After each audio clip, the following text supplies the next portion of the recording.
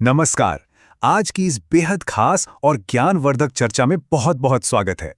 प्राचीन ज्ञान और ब्रह्मांड के रहस्यों की इस भव्य यात्रा में आज एक ऐसा अकल्पनीय विषय सामने है जो सचमुच हैरान कर देने वाला है। अक्सर जब प्राचीन ग्रंथों की बात होती है तो बस मोटी मोटी किताबों का ही ख्याल आता है ना।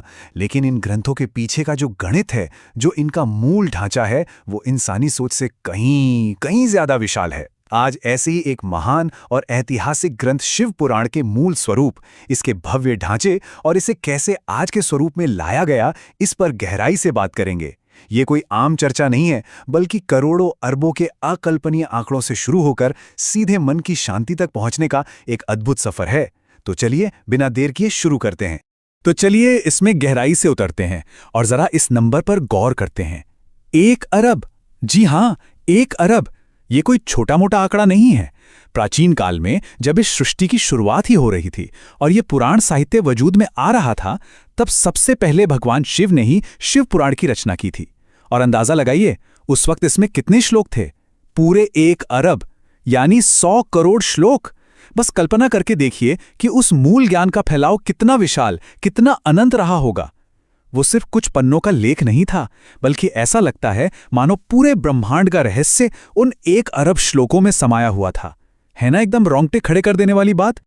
अब इस विशाल जानकारी को आसानी से समझने के लिए आज के इस विश्लेषण को 4 हिस्सों में बांटा गया है।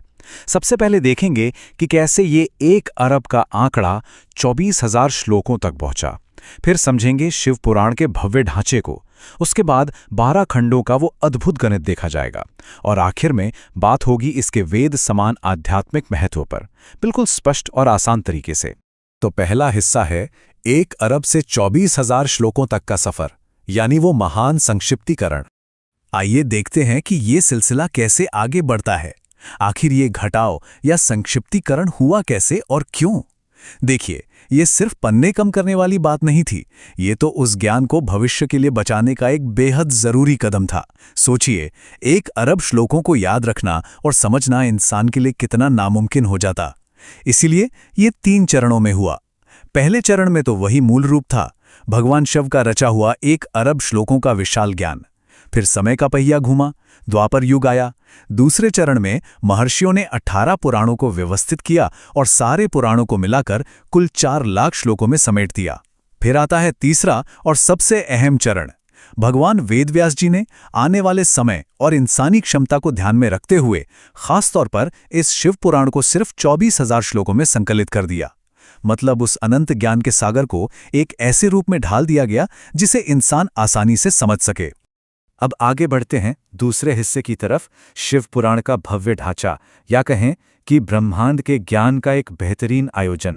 व्यास जी का कमाल सिर्फ श्लोक कम करने में नहीं था, बल्कि उन्होंने इस ज्ञान को जिस तरह से व्यवस्थित किया वो सच में काबिले तारीफ है। एक बात और, 18 पुराणों की सूची में इस महान शिव पुराण का स्थान चौथा है। अब ये जो 24,000 श्लोक बचे, इन्हें 7 खास हिस्सों में बांटा गया, जिन्हें संहिता कहते हैं। ये हैं विद्येश्वर, रुद्र, शत्रुद्र, कोटिरुद्र, उमा, कैलास और वायवीय संहिता। इन 7 हिस्सों का ये ढांचा बहुत ही कमाल का है। क्यों? क्योंकि ये आज के आधुनिक इंसान को भी उस गहरे आध्यात्मिक ज्ञान तक बड़ी आसानी से पहुंचने का रास्ता देता है। हर संहिता का अपना एक अलग विषय है, अपनी एक गहराई है, जो उस ब्रह्मांडीय ज्ञान को बिल्कुल एक सीढ़ी की तरह हमारे सामने रखती है। चलिए अब तीसरे भाग पर आते हैं। 12 खंड और उनकी श्लोक संख्या, मूल स्रोत की सटीक गणना। और ये बात बहुत ही शानदार तरीके से दर्शाती है कि हमारे प्राचीन ग्रंथों का गणित कितना सटीक था।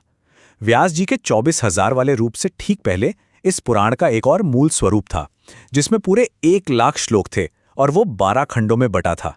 इन प्राचीन ऋषियों की गणितीय सटीकता देखकर सच में हैरानी होती है। जरा इस विभाजन को देखिए। विद्येश्वर संहिता में 10,000 श्लोक, सबसे बड़ी एकादश रुद्र संहिता में 13,000 श्लोक, और बाकी खंड रुद्र, विनायक, उमा, मात्र, इन सब में 8-8 हजार। कैलास में 6,000, शतरुद्र में 3,000, कोटिरुद्र में 9,000, सहस्त्र कोटिरुद्र में 11,000, वायवी में 4,000 और आखिर में धर्म संहिता में 12,000 श्लोक। अब अगर इन सबको जोड़ा जाए तो योग बिल्कुल सटीक 1 लाख बैठता है। एक भी श्लोक कम या ज्यादा नहीं। ये दिखाता है कि ये ग्रंथ हवा में नहीं रचे गए थे, इनके पीछे एक पक्का वैज्ञानिक और गणितीय आधार था। अब इस तुलना के बारे में जो सबसे दिलचस्प बात है, वो है इन दो अलग-अलग कालखंडों के बीच का अंतर। जरा सोचिए, एक तरफ वो मूल ढांचा है जिसमें 12 खंड और 1 लाख श्लोक हैं, और दूसरी तरफ है व्यास जी का तैयार किया हुआ नया रूप जिसमें 7 संहिताएं और 24,000 श्लोक हैं। दिमाग चकरा जाता है ये सोचकर कि इतने बड़े साहित्य में से सिर्फ उसका असली सार निकालना, और वो भी उसकी आत्मा, उसके मूल संदेश को खोए बिना, ये कोई छोटी मोटी बात नहीं है। इसके लिए किस दर्जे की बौद्धिक क्षमता और संपादन कौशल की जरूरत पड़ी होगी, इसका बस अंदाजा ही लगाया जा सकता है।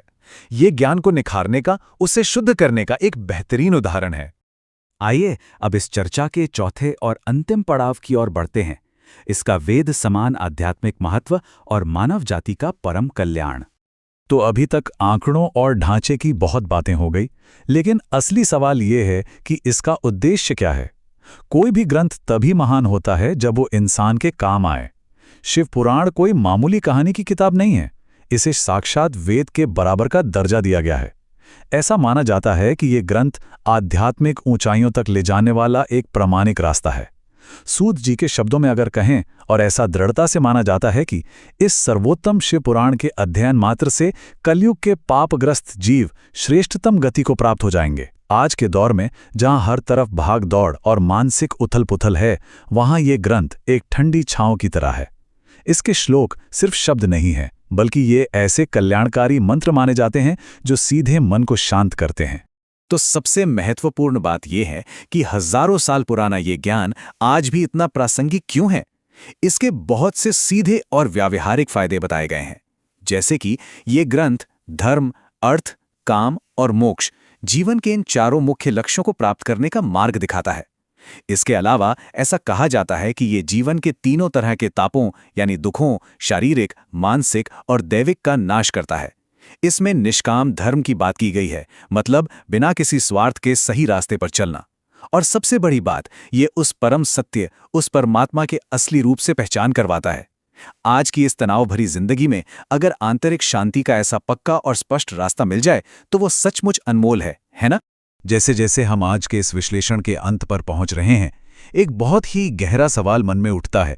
1 अरब श्लोकों से शुरुआत हुई, फिर 1 लाख और फिर अंत में सिर्फ 24,000 श्लोक। क्या प्राचीन ज्ञान को इस तरह छोटे स्वरूप में ढालने से उसकी ताकत या उसका मूल भाव कहीं कम हो गया, या फिर समय की मांग को समझते हुए आने वाली पीढ़ियों के लिए इस अनमोल धर्म और ज्ञान को सहेज कर रखने का ये सबसे शानदार और दूरदर्शी कदम था? ये सोचने वाली बात है। इसी दिलचस्प सवाल के साथ आज की इस चर्चा को यहीं विराम देते हैं। उम्मीद है कि शिव पुराण के इस अनोखे ढांचे और गणित ने प्राचीन ग्रंथों को देखने का एक बिल्कुल नया नजरिया दिया होगा। इस पर जरूर विचार कीजिएगा।